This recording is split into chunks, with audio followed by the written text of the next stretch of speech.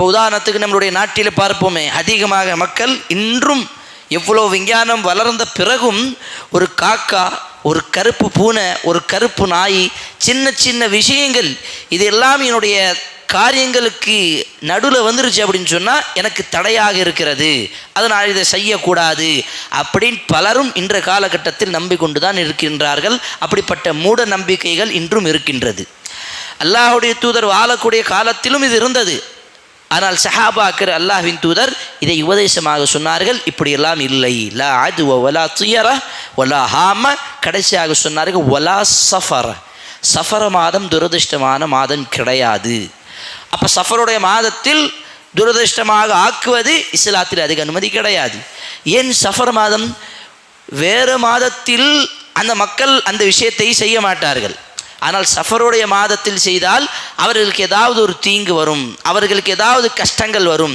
உதாரணத்திற்கு ஒரு வியாபாரத்தை தொடங்குகின்றோம், அந்த சஃபருடைய மாதத்தில் வியாபாரம் தொடங்கினோம்ல, அதனால் தான் இவ்வளவு கஷ்டம் வந்தது. அந்த சஃபருடைய மாதத்தில் திருமணம் செய்தோமே, அதற்காக தான் குழந்தை பாக்கியம் கிடைக்கவில்லை என்று பழி யார் மேலே போட்டுடுவாங்க? அந்த மாதத்தின் மீது போட்டுருவாங்க. அப்போ இது என்னது? தவக்குலுக்கு எதிரான ஒரு கொள்கை. அப்போ தவக்குல் யாரிடம் இருக்க வேண்டும்? அல்லாஹ்வின் மீது தான் முழுமையாக தவக்குல் இருக்க வேண்டும். அப்போ ஒரு மாதம் நம்மளுடைய வாழ்க்கையில் எவ்வளோ பெரிய மாற்றத்தை உருவாக்குமா? கிடையாது. அதுக்கு அவ்வளவு சக்தி கிடையாது. இன்னும் சொல்ல போனால் அல்லாஹ்வின் தூதர் முஹம்மது நபி ஸல்லல்லாஹு அலைஹி வஸல்லம் ஹஜ்ருல் அஸ்வத், அந்த கருப்பு கல்லை, காபாவில் இருக்கக்கூடிய அந்த கருப்பு கல்லை முத்தமிட்டார்கள். அந்த கருப்பு கல்லை, ஹஜ்ருல் அஸ்வதை உமர் ரலியல்லாஹு அவர்கள் தன்னுடைய ஆட்சியிலே ஹஜ் செய்யும் பொழுது, உம்ரா செய்யும் பொழுது அந்த கல்லை நோக்கி சொன்னார்கள், நீ வெறும் ஒரு கல்லு தான், உன்னால் எந்த ஒரு நன்மையோ தீமையோ கொடுக்க முடியாது.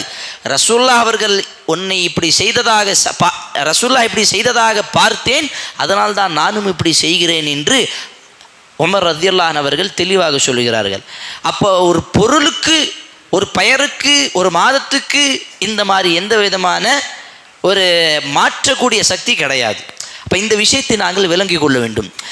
இதெல்லாம் பார்க்க போனால் மாற்று மத சகோதரர்கள், மாற்று மதத்துடைய கலாச்சாரத்தில் வந்தக்கூடிய ஒரு கலாச்சாரமாக நாங்கள் பார்க்கலாம்.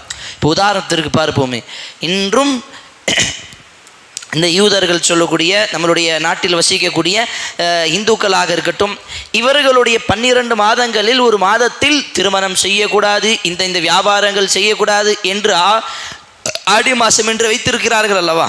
இப்போ அதே போல தான் முஸ்லிம்களும் பலர் சஃபர் மாதத்தை அப்படி கருதுகிறார்கள். இஸ்லாத்தில் அதை தடை செய்யப்பட்டது, அதுக்கும் இஸ்லாத்துக்கும் எந்த விதமான சம்பந்தமும் கிடையாது. அல்லாஹ்வுடைய தூதர் தெல்ல தெளிவாக